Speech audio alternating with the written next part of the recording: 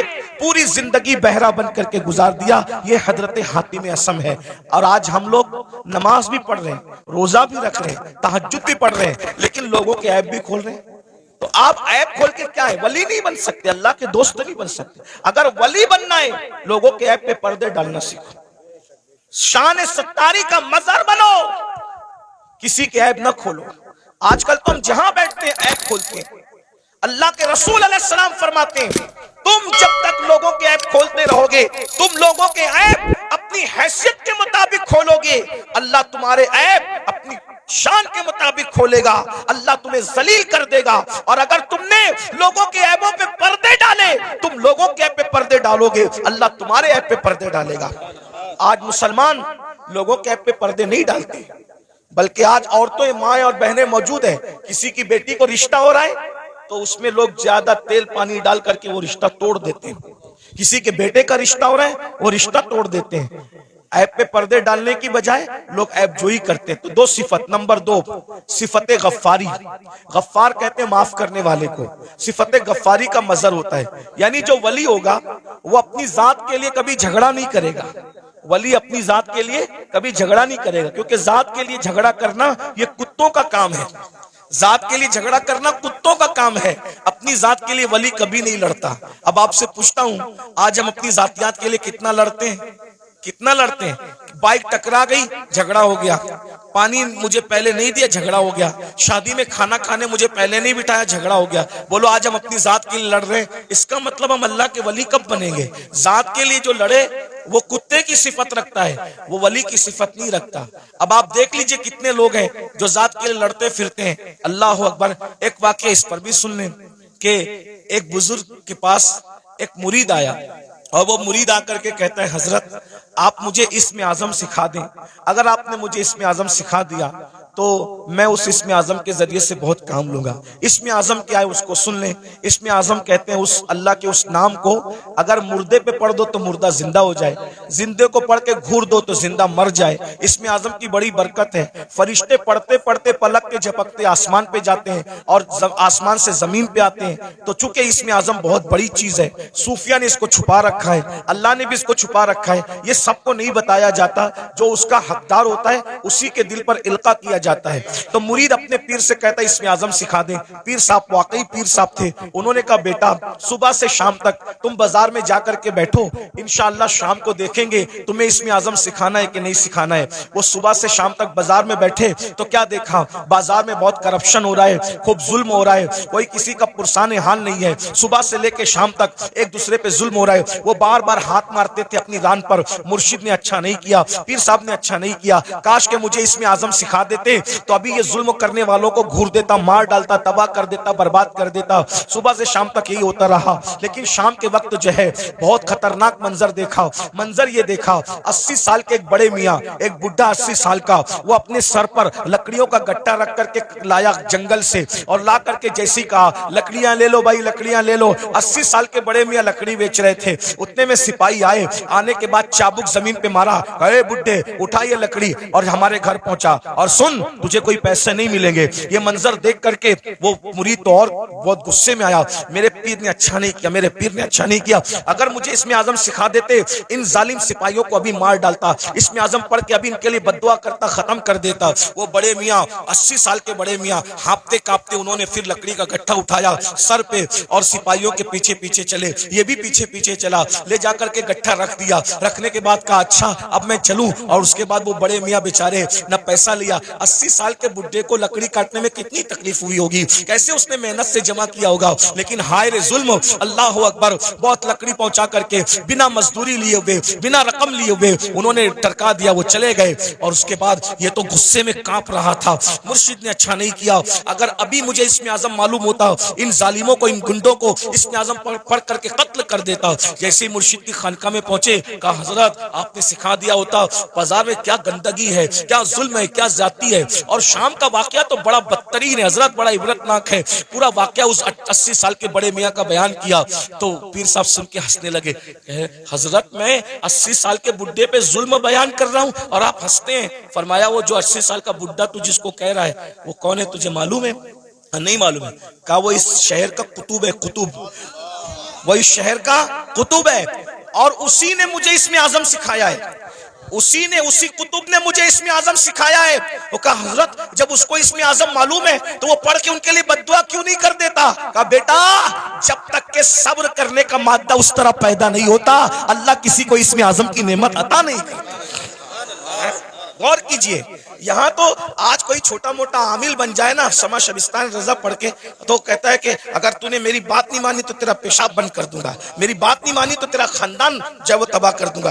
भाइयों ये सब हाँ उनके होते हैं जो खाली खड़े होते हैं। ये कुतुब लोगों को देखो, ये अब्दाल लोगों को देखो, ये वली लोगों को देखो, इतना जुल्म सह रहे हैं मगर जात के लिए कभी बदला नहीं लेते। क्यों? इसलिए कि जात के लिए लड़ना वली का काम नहीं होता, जात के लिए लड़ना ये तो कुत्तों का काम होता है। वली वो होता है जो सिफते गफ्फारी का मजहर होता है, अपने दुश्मनों को माफ करता है, अपने मुजरिमों को माफ करता है। उस पर एक वाकया याद आ गया, हालांकि बात तवील हो रही है लेकिन बात वाकया याद आ गया, सुन लीजिए।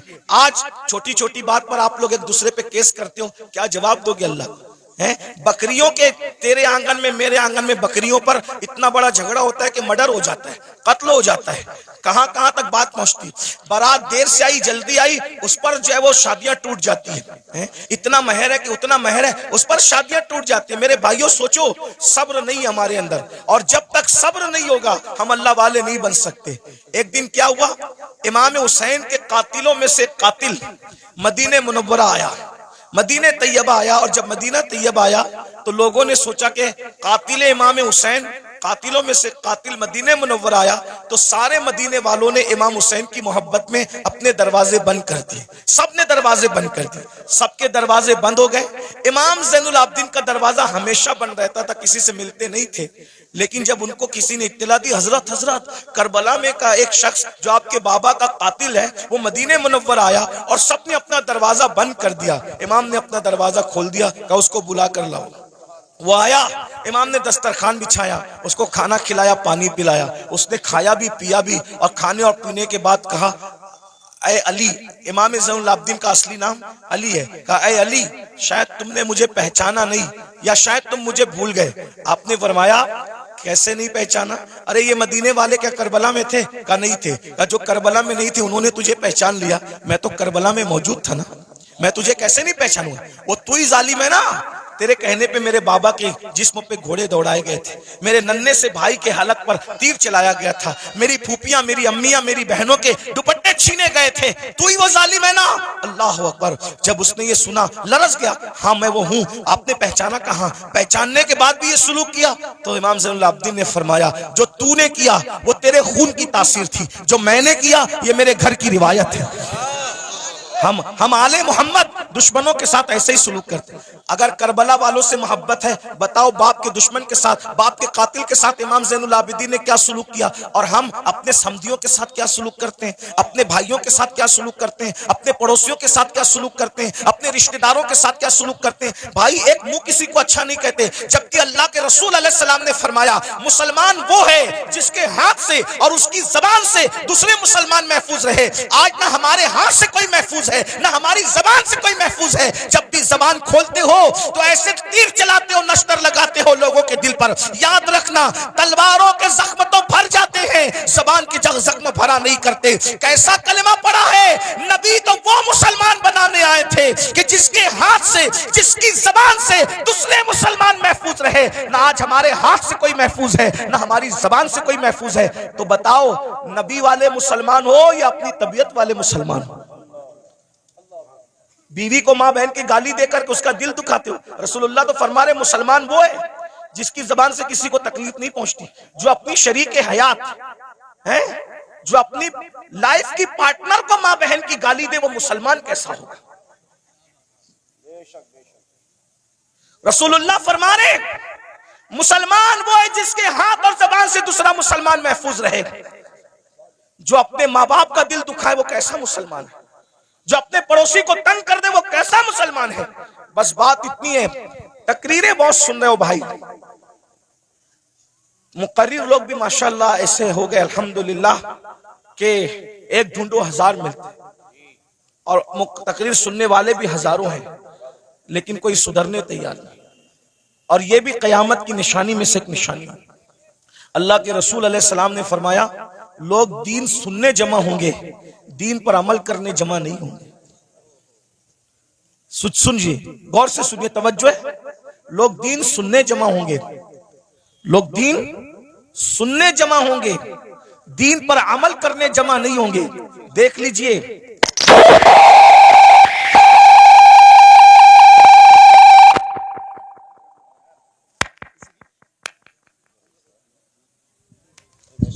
किसी की बच्ची मदरसे में रह गई है, वो रो रही है, उसके माँ बाप जहाँ भी हैं वो अपने बच्चे को जाकर के ले ले। वो रो रही है, छोटी सी बच्ची।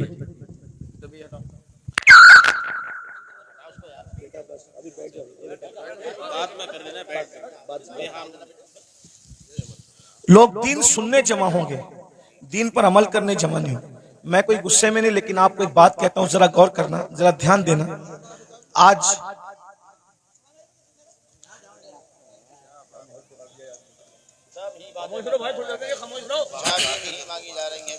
दुरूद शरीफ पढ़ने आप लोग, सल्लल्लाहु अलैहि वसल्लम, सलातो व सलाम अलैका या रसूल अल्लाह सल्लल्लाहु अलैहि वसल्लम। लोग दीन सुनने जमा होंगे, कयामत की निशानियों में से एक निशानी है, दीन पर अमल करने जमा नहीं होंगे। अभी देखिए, सुबह का वक्त है, कारोबार का वक्त है, संडे भी नहीं है, आज संडे नहीं है ना, वर्किंग डे है ना। लेकिन आपको मैं सलाम करता हूं, आप लोग आराम छोड़ के, नींद छोड़ के, दुकान छोड़ के, कारोबार छोड़ के आए, क्या सुनने के लिए? दीन सुनने के लिए। लेकिन अगर इनमें किसी को कहा जाए कि वादा करो कि आज के बाद तुम नमाज नहीं छोड़ोगे, तो हाथ नहीं उठेंगे लोगों के। और अगर हाथ उठ भी गए तो वो आज ही ज़ोहर से पहले वादा किया, लेकिन ज़ोहर में नहीं पहुंचेगा। ये हंसने की बात नहीं, ये दुख की बात। ये यानी कि माज़अल्लाह कहीं ना कहीं जलसा करना जो वो एक रस्म बन गया, कहीं बिजनेस बन गया, कहीं शो बन गया, ये हालात हो गए। हम अल्लाह को मुंह क्या दिखाएं? अल्लाह को मुंह दिखाना है भाई। अगर जज के सामने कल तारीख हो ना, तो बड़े बड़े लीडरों को रात को नींद नहीं आती कि सुबह अदालत में खड़े होना है जज के सामने। हालांकि दुनिया का जज रिश्वत लेकर भी फैसला बदल सकता है, दुनिया का जज मुंह देखकर फैसला कर सकता है, दुनिया का जज चेहरा देखकर फैसला कर सकता है। लेकिन वो आदिल जिसकी बारगाह में अंबिया भी कांपेंगे, जिसकी बारगाह में अंबिया उसके महबूब भी नफ्सी नफ्सी पुकारेंगे, जिसकी बारगाह में फरिश्ते भी कांपेंगे, थर थर कांपेंगे। अल्लाह कुरान में फरमाता है, यौम यक़ूमुर रूह वल मलाइका सफ़्फ़न ला यतकल्लमूना इल्ला मन अज़िन, कि जिब्रील और सारे फरिश्ते अल्लाह की हैबत से थर थर कांपेंगे। अरे जहां जिब्रील भी कांप रहे होंगे, हम अल्लाह को क्या मुंह दिखाएंगे?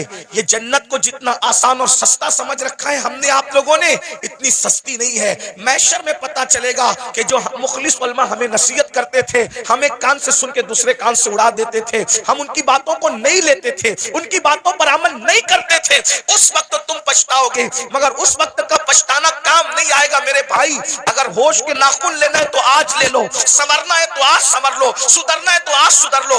एक बात मुझे याद आई, अब अगला उन्वान मैं नहीं पेश करता, 5 मिनट में अपनी बात पूरी कर लेता हूं 5 मिनट के अंदर, इसलिए कि आप सब बहुत अच्छे से सुन रहे हैं, लेकिन कहीं ना कहीं हमारे अंदर कमी है कि कुछ लोग यहाँ पे मेरे करीब गड़बड़ कर रहे हैं, उनको इसकी बात की अहमियत नहीं है। तो कोई बात नहीं, मैं 5 मिनट में बात पूरी कर लेता हूं।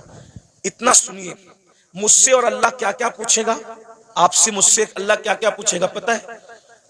कुरान कहता है, फमन यअमल मिस्काल ज़र्रतिन खैरन यरा वमन यअमल मिस्काल ज़र्रतिन शर्रन यरा।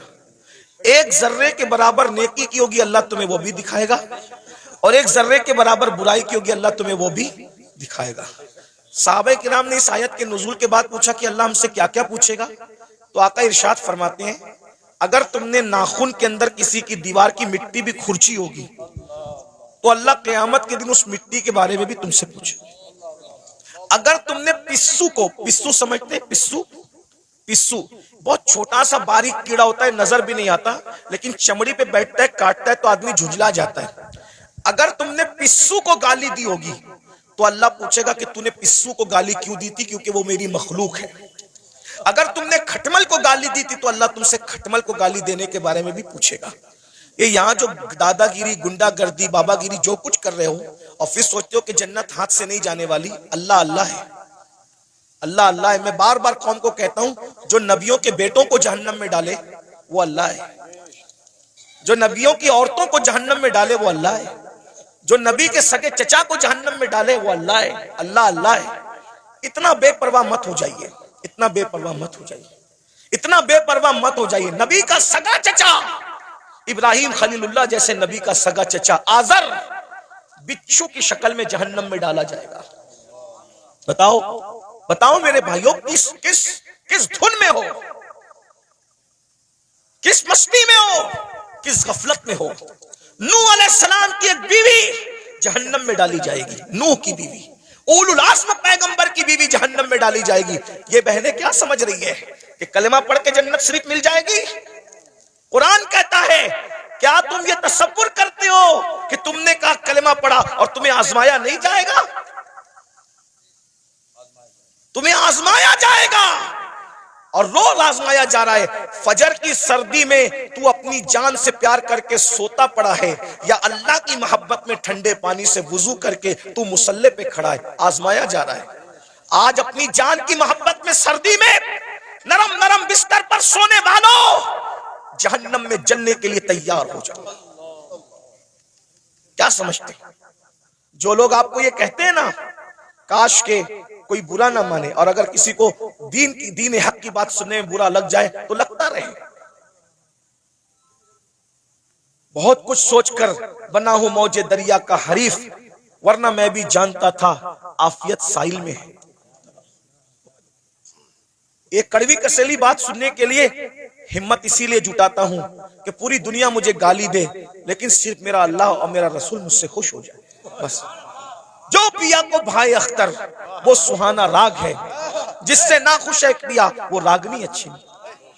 जो आपको जलसों में कहते हैं ना, इनका चेहरा देखो और जन्नत में जाओ, इनका चेहरा देखो जन्नत में जाओ, अमीनुल कादरी का चेहरा देखो जन्नत में जाओ, ये शैतान ने इनकी फिक्र को अगवा कर लिया है।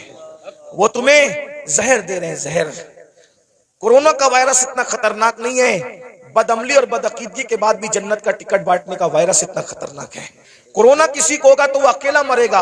ये गंदगी जो आएगी ना, कि बेअमली के बाद भी, जिना के बाद भी, बदकारी के बाद भी, हरामकारी के बाद भी सिर्फ सलीम मियां को देखो जन्नत में जाओ, अमीनुल कादरी को देखो जन्नत में जाओ, और मुफ्ती साहब को देखो जन्नत में जाओ। मेरे भाई, जिनको देख देख करके जन्नत बांट रहे हो, क्या तुम्हारे पास कोई गारंटी है कि ये लोग भी जन्नत में जाएंगे? हैं? बताओ ना। खिलवाड़ न करो। ये कौम बहुत भोली है, ये हमारी बातों पर यकीन करती है, लेकिन मेरी कौम के नाजिमों, मेरी कौम के वाइजों, उलमा नहीं करते। जो वाकई आलिम रब्बानी वो ये काम नहीं करता। उसको पड़ी नहीं है प्रोग्राम की, कोई बुलाए तो बुलाए, कोई नहीं बुलाए तो बुलाए। जिन्होंने धंधे पानी शुरू कर रखे हैं वो तुम्हारी चापलूसियां करते हैं, और तुम भी नारे लगाते हो इनको देखो जन्नत में जाओ, और फिर उसके बाद आप सिर्फ जब देख करके जन्नत मिलेगी, कोई बेवकूफ है फजर पढ़ने के लिए उठेगा? कोई बेवकूफ है जो चेहरे पे दाढ़ी रखेगा? कोई बेवकूफ है जो मुसल्ले पे रोएगा? अरे तुमने किसको देखा? सलीम मियां का नाम इसलिए ले रहा हूं कि ये मेरा भाई है, बुरा नहीं मानेगा मेरा भाई, मैं जानता हूं, अब मेरा हक है। आपने सलीम मियां को देखा ना, आपने अमीनुल कादरी को देखा, आपने मुफ्ती साहब को देखा ना। आओ मैं उसकी बात करूं जिसने सलीम मियां को नहीं, सलीम मियां के जद्दे करीम को देखा। किसको? किसको? खुदा को देखने वाली जो आंखें हैं वो मुस्तफा जाने रहमत की आंखें हैं। सैयदना फारूक आजम ने रसूलुल्लाह को देखा, बार बार देखा, हर बार देखा, जंग में देखा, अम्न में देखा। अरे उमर तो ऐसे नमाजी थे कि पहले सब में नमाज पढ़ते थे, फिर भी हालत नमाज में कंकियों से नबी का चेहरा देखते थे। ऐसा नबी को देखने वाला, ऐसा नबी को देखने वाला। लेकिन जब उसी उमर इब्ने खत्ताब का आखिरी वक्त आया, उसी उमर इब्ने खत्ताब का, कौन उमर जिसका जिक्र तौरात में है, जिसका जिक्र इंजील में है, जिसका जिक्र कुरान में है, जिसके मशवरे की ताईद में कुरान की 22 आयतें नाजिल हुई है मेरे भाइयों, 22 आयतें। ये जो वत्तखिज़ु मिन मक़ाम इब्राहीम मुसल्ला, किसकी आयत, किसकी ताईद में आई? फारूक आज़म की ताईद। जब रसूलुल्लाह ने काबे का तवाफ किया, काबे का तवाफ किया, सुन लो उमर कौन है, हमसे सुनो सैयदों से उमर कौन है, फारूक आज़म कौन है? अल्लाह अकबर। फारूक आजम कौन? जब रसूलुल्लाह ने काबे का तवाफ किया तो सहाबा से मशवरा किया कि वाजिबुत तवाफ जो नफिल नमाज है कहां पढ़ी जाए। सहाबा का दिल खुश करने के लिए किसी ने कहा काबे के अंदर पढ़िए, किसी ने कहा हतीम में पढ़िए, किसी ने कहा यहां पढ़िए, किसी ने कहा वहां पढ़िए। फारूक आजम ने कहा या रसूल अल्लाह, जहां आपके दादा इब्राहिम अलैहिस्सलाम के कदम का निशान है वहां पर आप नमाज अदा कीजिए। अभी उमर ये कह ही रहे थे कि जिब्रील आ गए, कहने लगे वत्तखिज़ु मिन मक़ाम इब्राहिम मुसल्ला, जहां आपके दादा इब्राहिम के कदमों का निशान है उसको अपना मुसल्ला बना लीजिए। शराब की हुर्मत की बात फारूक आजम के मशवरे की ताईद में, पर्दे की बात फारूक आजम के मशवरे की। और कौन फारूक आजम जिसके बारे में कहा मेरे बाद अगर कोई नबी होता उमर इब्न खत्ताब होता। कौन फारूक आजम? जब फारूक आजम आ रहे हैं, जिब्रील अलैहिस्सलाम रसूलुल्लाह की बारगाह में मौजूद हैं, तो जिब्रील ने फारूक आजम को देख के मुस्कुराया। मेरे सरकार ने कहा क्यों मुस्कुरा रहे हो जिब्रील? हुजूर आपका यार उमर आ रहा है। तो आका ने फरमाया क्या मेरे उमर को आसमान वाले भी पहचानते? मेरे उमर को आसमान वाले भी पहचानते? तो जिब्रील अलैहिस्सलाम कहते हैं हुजूर जमीन वालों से ज्यादा उमर को आसमान वाले पहचानते हैं। और सरकार ने कहा जरा मेरे उमर की शान बयान कर दो जिब्रील। तो जिब्रील ने एक जुमले में शान बयान की, कहते हैं या रसूल अल्लाह, अगर मैं हजरत नूह की उम्र के बराबर यानी 1000 साल की उम्र लेकर के आऊं और उमर की फजीलत बयान करता रहूं तो 1000 साल खत्म हो जाएंगे मगर उमर की फजीलत खत्म नहीं हो सकती। इतनी बड़ी हस्ती है ना। रसूलुल्लाह को देखा, रसूलुल्लाह को देखा। अब सुन लो उनका जिंदगी का आखिरी वक्त। फारूक आजम शहीद है, फारूक आजम शहीद है। अल्लाह अकबर। और किस हालत में शहीद है? हालत नमाज में। आखिरी वक्त आ गया, चारपाई पर फारूक आजम लेटे, पूरा जिस्म खून से लहू लहान है। फारूक आजम लहू लहान है पूरा जिस्म। फारूक आजम अपने बेटों से कहते हैं मेरे बेटो, मेरे बच्चों, तुमने मेरी फर्मा बरदारी की, मैंने जो कहा तुमने मेरी बात मानी, अल्लाह ने मुझे फर्मा बरदार औलाद अता की, आज मेरी फर्मा बरदारी करोगे आखिरी वक्त में? लोगों बच्चों ने कहा जी हुजूर जरूर करेंगे। फरमाया एक काम करो, मुझे चारपाई से उठा के जमीन पे डाल दो। देखो ये फारूक आजम के आखिरी लम्हात है, ये उनकी आजिज़ी है, ये उनकी इनकिसारी है, ये उनका इखलास है। जन्नत का कहाँ ख्वाब देख रहे हो भाइयों? ना वुजू आता है ना गुस्ल आता है। 2 रकअत नमाज जुमा पढ़कर ऐसे भागते हो जैसे स्कूल की छुट्टी होने पे स्कूल के बच्चे भागते हैं। भाइयों जरा सोचो ना, जरा गौर करो ना, जरा गौर तो कीजिए, अपने आप पे रहम कर लीजिए। हम में से कोई अल्लाह के अजाब को बर्दाश्त करने की ताकत नहीं रखता, हम में से कोई जहन्नम का सामना करने की ताकत नहीं रखता। मत अब धोखा दीजिए अपने आप को, मत फरेब कीजिए अपने आप से, अपनी आखिरत को तबाह मत कीजिए। वो मुसलमान बनिए जैसे हुजूर मुसलमान बनाने आए थे।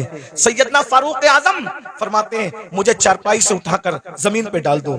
जब जमीन पे डाल दिया गया तो फारूक आजम खाक पर अपने चेहरा रगड़ने लगे और रोकर कहते अल्लाह उमर की बख्शिश कर दे, उमर की जिसको रसूलुल्लाह ने जन्नत की बशारत दी उसकी जिंदगी का एंड ये है। उमर की, ये उनका खौफ खुदा है, ये उनकी आजिज़ी है, ये उनकी इनकिसारी है। अल्लाह उमर की बख्शिश कर दे, मगफिरत कर दे। रो रहे हैं, मैं उमर क्या जवाब दूंगा तेरी बारगाह में, उमर क्या हिसाब देगा तेरी बारगाह में। इधर का चेहरा रगड़ते हैं, इधर का गाल रगड़ते हैं और अल्लाह की बारगाह में कहते हैं मुझे माफ कर दे, मेरे बुढ़ापे पे रहम कर दे। किसी ने कहा अमीरुल मोमिनीन आप तो वो है ना, आप वो हैं कि आपने इतना फतुहात, इतने फतुहात किए, ये काम किया दीन का, ये काम किया दीन का, ये काम किया दीन का। सर उठा के कहते हैं ओ मनकबत पढ़ने वाले खामोश, ये मनकबत पढ़ने का टाइम नहीं। क्या कहा? ये मनकबत पढ़ने का टाइम नहीं है। और हम तो माइक पर अपनी फजीलत सुन के खुश होते हैं, जबकि वो सही भी नहीं होती, झूठ झूठ होती है, झूठ झूठ होती है। अस्तगफिरुल्लाह। बहुत सारे नाजिम लोग 25,000 20,000 सिर्फ झूठ बोलने का लेते हैं। उस कौम को बर्बादी से कौन रोक सकता है जो कौम झूठ बोलने के लिए 25,000 रुपया देती है? आना सलीम मियां की करामत गढ़ के बयान करना 25,000 लोग, अमीनुल कादरी की करामत बयान करना 25,000 लोग, मुफ्ती साहब के बारे में बताना, इन जैसा तो आलिम रब्बानी जो है वो 200 साल में हुआ ही नहीं है, ये सब कहना। अरे सुनने वालों, तारीफ सुनने वालों, अल्लामा शरफुद्दीन यह्या मनीरी कहते हैं दुनिया में जितना बड़ा दावा करेगा क़यामत के दिन उतनी बड़ी दलील अल्लाह को पेश करनी पड़ेगी। हैं बताओ मेरे भाइयों कहाँ हो? जलसों का मिजाज बदल दिया तुम लोगों ने। सब चौपट करके रख दिया। दीन जलसों में नहीं होगा तो कहां होगा। फारूक आजम की जो मनकबत पढ़ी जा रही थी वो कोई नाजिम नहीं पढ़ रहा था, वो सच्ची मनकबत थी। अरे जिसकी मनकबत कुरान पढ़े उससे बड़ा वली कौन हो सकता है। अल्लाह अकबर। लेकिन फारूक आजम ने रोक दिया, फरमाया ओ मनकबत पढ़ने वाले, ये मनकबत पढ़ने का टाइम, चुप रहे, खामोश रहे, और मैं जो कर रहा हूं मुझे करने दे। और फिर सर उठाकर लोगों से कहा, लोगों तुम मेरी मनकबतें पढ़ते हो, सुनो। उमर तो बस इतनी तमन्ना रखता है अल्लाह की बारगाह में, अल्लाह ना मुझे कोई सवाब दे, जुमले सुनो फारूक, अल्लाह ना मुझे कोई सवाब दे, ना कोई मर्तबा दे, ना कोई मकाम दे, और ना मुझे अजाब दे, ना जहन्नम में डाले, वो मुझे बराबर सराबर ऐसे ही छोड़ दे, तो उमर समझेगा कि उमर कामयाब हो गया। ये फारूक आजम की आजिज़ी है। और हम कहां है, किधर है? भाइयों तौबा करो, रमजान शरीफ करीब आ रहा है, इरादा करो एक भी रोजा नहीं छोड़ूंगा, सारे रोजे रखूंगा। इरादा करो तरावी नहीं छोड़ूंगा, पूरी तरावी जमात के साथ पढ़ूंगा, नमाज पाबंदी से पढ़ूंगा। अभी से तौबा करो, माहौल बनाओ, जहन बनाओ। और अगर आप दीन के करीब नहीं आए भाई, ऐसे ही आप आवारा गर्दी करते रहे, हराम लुक्मा खाते रहे, गुनाह करते रहे, फिल्में देखते रहे, किसी का कुछ नहीं बिगड़ेगा। आप अपनी आखिरत को बर्बाद करोगे, तबाह करोगे। जब अल्लाह नबी की बीवी को उठा के जहन्नम में डाल सकते हैं, नूह अलैहिस्सलाम की बीवी की शक्ल में, अगर वो हमें जहन्नम में डालेगा, कौन बचाएगा, कौन रोकेगा? बताइए ना। नूह अलैहिस्सलाम अपनी बीवी को बचाएंगे? बोलो, नहीं बचाएंगे, बीवी को नहीं बचाएंगे। क्यों? इसलिए कि नबी जानता है जिसमें अल्लाह की रजा उसमें मेरी रजा है। नबी जानता है इसमें अल्लाह की रजा उसमें मेरी रजा। इब्राहिम अलैहिस्सलाम अपने चचा को बचाएंगे? नहीं बचाएंगे, जिसमें अल्लाह की रजा उसमें मेरी रजा। गौर कीजिए, ये नहीं कह रहा हूं कि नबी बचा नहीं सकता, नबी जिसको चाहे बचा सकता है, लेकिन हम अल्लाह का जितना अदब करते हैं उससे ज्यादा अदब अल्लाह का अंबिया करते हैं। मौला जो तेरी रजा वो हमारी रजा। ये कुफ्र पर मरे हम इनको नहीं बचाएंगे, तूने मना कर दिया हम नहीं बचाएंगे। हाँ, अगर तूने इजाजत दी तो जिनको हम पहचानते भी नहीं है हम उसको बचा लेंगे, उनको बचा ले। नबी साहिब इख्तियार होता है, मजबूर नहीं होता। लेकिन नबी की अल्लाह से मोहब्बत और अल्लाह की बारगाह का अदब यह है कि कोई नबी अल्लाह का कहना नहीं तोड़ेगा। एक आखिरी बात आई, मैं वो बात कहने चला था, फिर बीच में बात आ गई। हम अल्लाह को क्या जवाब दें? लोग जिना कर रहे हैं, ये नौजवान छोकरे आज के 16-16, 17-17 साल की उम्र में जिना करते हैं, लड़के लड़कों के साथ बदकारियां करते हैं, क्या क्या जुर्म करते हैं, बुराइयां करते हैं। अल्लाह को क्या जवाब दोगे? अल्लाह के सामने बोल पाओगे कि हम जिना करके आए? बोलो, अल्लाह के सामने बोल के आओगे हम औरतों के पाप की नजर डाल के? अल्लाह के सामने बोल पाओगे कि हम बदकारी करके? बताओ, कुछ बोल पाओगे? नहीं बोल पाओगे। भाई हम जब अपने पीर के सामने नहीं बोल सकते तो अल्लाह के सामने क्या जवाब दें? मेरे इमाम कहते हैं, करीम अपने करम का सदका, लई में बेकद्र को न शर्मा, तू और रजा से हिसाब लेना, रजा भी कोई हिसाब। और कहते हैं, सदका प्यारे की हया का, न ले मुझसे हिसाब, बख्श बे पूछे लजाए को लजाना क्या है। बहुत कठिन मंजिल है। हदीस पाक में आता है, अल्लामा इब्ने कसीर ने इस हदीस को लिखा है कि अल्लाह ईसा अलैहिस्सलाम को अपनी अदालत में खड़ा करेगा। किसको? किसको? पहचानते हो ईसा अलैहिस्सलाम को? हमारे नबी से पहले जो नबी आए वो कौन थे? ईसा अलैहिस्सलाम। और ये ईसा अलैहिस्सलाम कौन है आपको पता है? ये कंवारी मरियम, जिसको किसी मर्द ने हाथ भी नहीं लगाया, अल्लाह ने बिन बाप का कंवारी बतुल मरियम से ईसा अलैहिस्सलाम को पैदा किया। सुभान अल्लाह। अल्लाह ने इनको झूले में बोलने की ताकत अता की। ये कलिमतुल्लाह है, रूहुल्लाह है।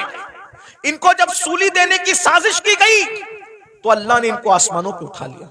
अब ध्यान देना, जब ये आसमानों पे उठा लिए गए तो इनके मानने वालों ने इनको कहा कि ईसा खुदा का बेटा था और मरियम खुदा की बीवी थी। माज़अल्लाह, अल्लाह का कोई बेटा नहीं है, अल्लाह की कोई बीवी। लेकिन उनके मानने वालों ने ये गंदगी फैला दी। तो अल्लाह उन मानने वालों ने जो गंदगी फैलाई ना, उस गंदगी के खात्मे के लिए, यानी अल्लाह हजरत ईसा से हिसाब लेने के लिए नहीं, तवज्जो, अल्लाह जानता है कि ईसा पाक है, मासूम है, उन्होंने कोई कसूर नहीं किया, लेकिन मैदान महशर में ईसाइयों को, क्रिश्चियन को रुस्वा करने के लिए, ईसाइयों को रुस्वा करने के लिए अल्लाह हजरत ईसा को अपनी अदालत में खड़ा करेगा। और अपनी अदालत में खड़ा करके अल्लाह पूछेगा कि ऐ ईसा, क्या तुमने इन ईसाइयों को, अपने मानने वालों को यह कहा था कि तुम अल्लाह के बेटे और तुम्हारी मां अल्लाह की बीवी है? तुमने ये बात कही थी? एक अल्लाह कौन सा सवाल करेगा? एक। हालांकि वो खुद बयान कर चुका कुरान में कि ईसा ने ऐसी कोई बात अलैहिस्सलाम नहीं कही, बयान हो गया सब। लेकिन वहां ईसाइयों को रुस्वा करने के लिए और शान ईसा को बताने के लिए कि ईसा अलैहिस्सलाम का दामन इस गंदगी से पाक है, अल्लाह पूछेगा तुमने ये बात कही थी ईसा? एक सवाल, अल्लाह सिर्फ एक सवाल करेगा ईसा जैसे पैगंबर से, उस मासूम से। तो मेरे आका की हदीस है, इसी एक सवाल पर ईसा अल्लाह से इतना डर जाएंगे कि उनके हर बाल से खून की फुहार निकलेगी। हर बाल से खून की फुहार। अल्लाह ने मुझसे सवाल कर लिया, मैं जवाब क्या दूं? अब बताएं, जब मासूम से अल्लाह सवाल करे तो उनके बाल बाल से खून की फुहार निकलेगी। पूरी जिंदगी हमने नमाज नहीं पढ़ी, अल्लाह पूछेगा तूने नमाज क्यों नहीं पढ़ी थी? क्या जवाब होगा? क्या जवाब?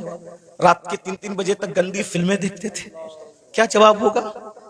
दोस्ती लड़कों से इसलिए करते थे कि उनके साथ बदकारी करें, कौमे लूत का अमल करें। आका फरमाते हैं, जे कौमे लूत का अमल करने वाले लोग जिस बस्ती में रहते हैं, बस्ती वालों को मालूम है, मना नहीं करते, अल्लाह उस बस्ती पर एक दिन में 36 मरतबा लानत नाजिल करता है। कौमे लूत का अमल करने वाला कहीं भी मरेगा, वो अपनी कब्र में नहीं रह सकता, फरिश्ते उसको उठा के ले जाके वहां फेंक देते जहां कौमे लूत पे अजाब आया था। भाइयों, अपनी आखिरत ये दुनिया है। एक गालिब ने इसीलिए कहा था, डुबाया मुझको होने ने, न मैं होता तो क्या होता। सारा तो होने का झगड़ा है, इसलिए अब दुनिया में आ गए हो, सुधरो, तौबा करो, अल्लाह से डरो, अल्लाह के कानून के मुताबिक जिंदगी गुजारो। अल्लाह हम सबको तौफीक अता फरमाए। और आप सबको ये बात देखो, किसी भी जलसे में जाओ, चाहे मैं आऊं, चाहे कोई भी आलिम आए, कोई पीर आए, ये जो आप लोगों के अंदर ये आदत पड़ गई ना सेल्फी की, ऐसे धक्का दे करके कहते हो फोटो करो, अदब कहां गया? मेरा अदब मत करो, मैं तो कोई काबिल ही नहीं, मेरी अपनी बात नहीं कर रहा, लेकिन जो अल्लाह वालों को ऐसे कोनी मार करके ऐसे सेल्फी ले रहे हो, इस सेल्फी से क्या होगा? पहले के लोग, इन बूढ़ों से पूछो, अल्लाह वालों से मिलते थे तो दुआ कराते थे, दुआ करा। क्यों? हजारों साल की मेहनत जहां नहीं पहुंचाती, वहां अल्लाह वालों की दुआ पहुंचाती। और आप लोग दुआ नहीं लेते। ये शैतान का दाव है आप लोगों पे कि दुआ से रोकने के लिए तुमको सेल्फी में मुब्तला कर दिया। और आप लोग सेल्फी, मोबाइल, हर जगह मोबाइल, हर जगह मोबाइल, सेल्फियां ले। क्या करोगे सेल्फी लेके? क्या फायदा है सेल्फी लेने का? मैं अभी हराम और नाजायज की बहस में नहीं पढ़ रहा हूं, लेकिन इतना कहता हूं, फायदा क्या? बताइए, क्या कर रहे हो? अल्लाह वालों का अदब करो, अदब सीखो। इनकी अदब की नजर पड़ेगी। वो एक गुलाम था जिसका नाम शमसुद्दीन था। शमसुद्दीन नाम का एक गुलाम था, लड़का था, बगदाद में गुलामी करता था बादशाह की। बादशाह ने कहा कि जा और जा करके फुला काम कर। तो उसने बादशाह से कहा, आपका अरबी घोड़ा मुझे दे दो तो मैं काम जल्दी से निपटा के आ जाऊं। तो जैसे ही अरबी घोड़े पे चला तो देखा एक चबूतरे पे, ओटे पे 3 वली बैठे। एक वली का नाम है हमारे मुर्शिद शेखुश्शयूख शेख शहाबुद्दीन उमर सुहरवर्दी। एक वली है शेख नजमुद्दीन कुबरा। एक वली है हमारे मुर्शिद कुतुबुल अक्ताब सैयदी कुतुबुद्दीन बख्तियार काकी। तीनों बैठे। वो लड़का था शमसुद्दीन नाम का। देखा वली लोग नीचे बैठे, मैं ऊपर घोड़े पे, फौरन नीचे उतर गया, जूते हाथ में लिया। जितनी देर तक वो वली लोग नजर आए, घोड़े पे नहीं बैठा, उनके अदब में झुक के सलाम किया, आगे बढ़ा। सरकार कुतुबुद्दीन बख्तियार काकी की जबान से दुआ निकल गई, वो देखो दिल्ली का बादशाह जा रहा है। लगा, वो देखो दिल्ली का बादशाह जा रहा है। किसी ने लुकमा दिया, हजरत वो दिल्ली का बादशाह नहीं, वो मैं पहचानता, वो लड़का है शमसुद्दीन बादशाह का गुलाम है। कहा जो हमारा अदब करे और वो हमारी जबान से निकल जाए दुआ, फिर अल्लाह उसको रद्द करे, ऐसा नहीं होता। हमने कह दिया दिल्ली का बादशाह, तो जब तक ये मरेगा नहीं तब तक दिल्ली का बादशाह बनेगा नहीं है। उस वक्त तक मौत नहीं आएगी जब तक दिल्ली का। और दुनिया ने देखा ख्वाजा कुतुब की जबान से दुआ निकली, अल्लाह ने कैसे पूरी किया। वो गुलाम से आजाद हुआ और दिल्ली का बादशाह बना। उसी बादशाह को दुनिया सैयदी शमसुद्दीन अल्तमश के नाम से जानती।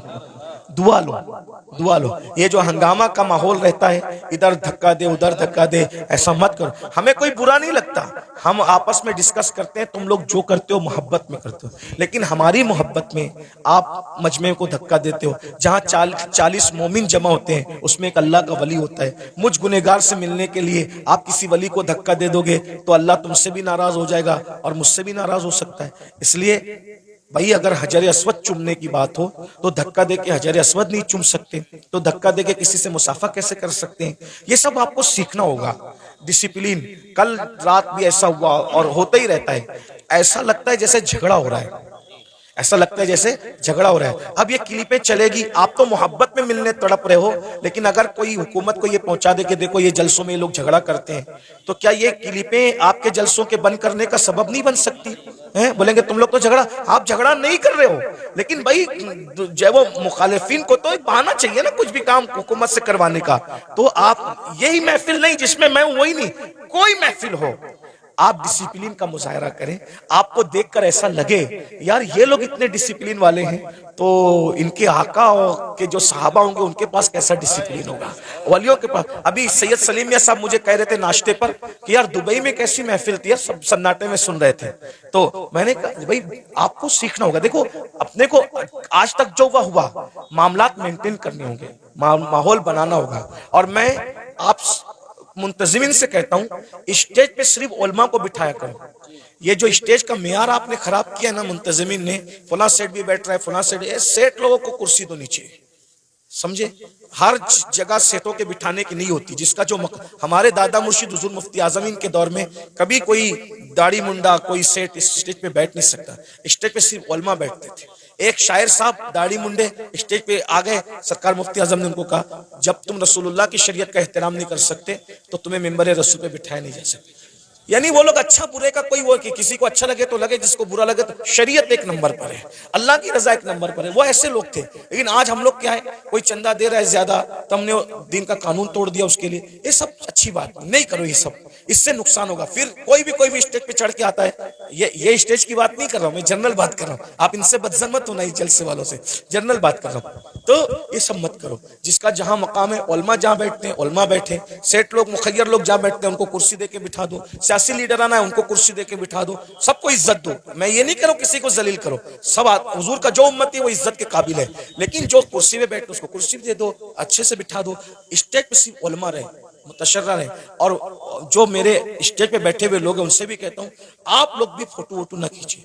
देखो हमारे बुजुर्गों ने फरमाया कि अगर आलिम दीन अगर जो है वो सुन्नत तर्क करेगा तो पब्लिक फर्ज पढ़ना छोड़ देगी, समझे? आलिम अगर चलते चलते रास्ते से टोपी उतारेगा तो पब्लिक, हाँ वो नहीं कहना चाहता था, सही कहा जी, सही कहा, यही कहा हुजूर मुफ्ती आजम ने, यही कहा, लेकिन कुछ चीजें माइक पे कहने की नहीं होती। आप अल्लाह आपको जज़ाए कर दे, मेरा काम आसान कर दिया। यानी तुम टोपी उतार के सर नंगा करोगे, लोग अपना पूरा वजूद बगैर कपड़े का कर लेंगे, इसका ख्याल करें।